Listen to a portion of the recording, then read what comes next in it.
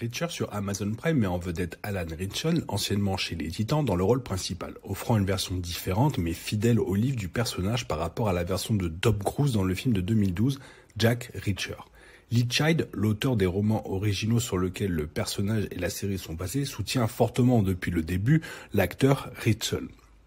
Les autres acteurs de la série incluent Malcolm Goodwin d'iZombie, Ella Fitzgerald de Dermy, Kristen Krug de Smallville et la star de What We Do in the Shadow, Harvey Guillen, casting très prometteur. Reacher suit l'histoire de Jack Reacher, un ancien officier de police militaire qui erre de ville en village, rencontrant de temps en temps des ennuis involontaires. Le look de Ritchson pour ce reboot est plus précis que Cruise Reacher. Il adapte également Killing Flower, qui est le premier livre avec le protagoniste arrivant à Margrave, en Géorgie. Là, il est accusé et arrêté pour un meurtre qu'il n'a pas commis.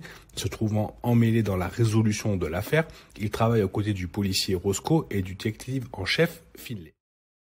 Les séquences d'action et la tension systématique propres au thriller sont agréables à regarder et naturelles, alors le scénariste de Prison Break, Nick Santora, doit en être crédité. Ici, il sert à la fois de réalisateur et d'adapteur de personnages de livres en série. À l'exception de quelques passages avec du mauvais jeu d'acteur et de doublures hilarantes, l'ensemble est intense et captivant. Bien sûr, il aurait pu passer une autre vitesse pour rendre le tout un peu plus rapide, en particulier les premiers épisodes, mais l'élément d'intrigue et de mystère augmente considérablement l'excitation vers la fin, à tel point que vous oubliez presque l'accumulation des épisodes. Fort, omniscient mais odieux et plus grand que nature sont quelques-uns des adjectifs qui, selon moi, décrivent le mieux l'interprétation de Reacher par Ritchson, ce qui n'est pas essentiellement une mauvaise chose à posséder pour un protagoniste d'action, mais ce qui rend ce personnage bon, c'est surtout l'apport de très bons acteurs autour de lui. Par exemple, l'intelligence de Reacher n'aurait pas été à moitié aussi percutante et humoristique sans un détective tendu, Oscar Finlay. De même, l'ambiance vagabonde du personnage principal est étayée par sa relation avec Roscoe Conkling ou Ella Fitzgerald. En conclusion, il est prudent de dire que Reacher, à la fois le personnage et cette série, est juste un héros moderne par excellence qui donne des coups de pied au cul. Actuellement, il n'y a pas d'annonce officielle pour Reacher saison 2, mais étant donné que les critiques de la saison 1 sont jusqu'à présent été assez positives, il y a de fortes chances qu'elle soit renouvelée. Car l'histoire de Reacher n'est pas encore terminée. Selon Ritchson, la série prévoit de faire un livre par saison de Reacher, ce qui signifie qu'il devrait y avoir plusieurs saisons au total.